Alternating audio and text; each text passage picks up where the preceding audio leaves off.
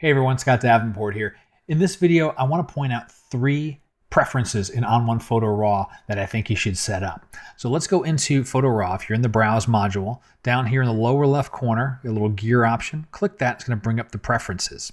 Now the first one here is right in the General tab, scrolling controls. And I like to set that to brush size. You've got a few options here, but I find if you've got a scroll wheel or a trackpad, being able to scroll up and down to control the brush size is incredibly handy. You don't have to have another finger on the keyboard playing around with bracket keys. You can do things with your mouse hand. So that's number 1. Number 2 is in the Files area.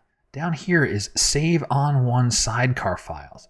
So what that does is it creates a small file next to your original that contains all of your metadata changes as well as your edits. So if you take a folder of images and pick them up and move them to a different computer, your edits will move with them.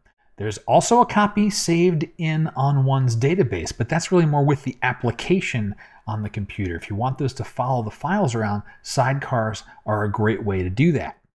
The third thing is color space. There's 2 places I want you to change it. Color space in the Files area, so when you're editing in other programs and you launch out from ON1, set it to Prophoto Rgb. There's a few different choices, and really color space, without going too deep into it, it's really how many colors can be represented, and the larger the space, the more colors that can be represented. And so I like to bias toward larger color spaces until I have no other choice but to shrink them down.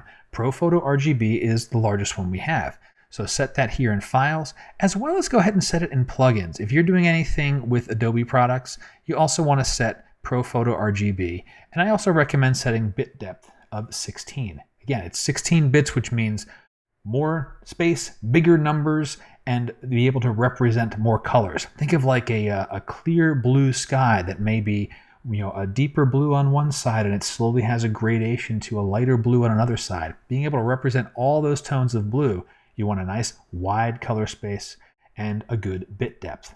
So those are the 3 things I want you to set up. Set up your scroll wheel for the size of your brush, set those ON1 sidecar files, and set up your color spaces.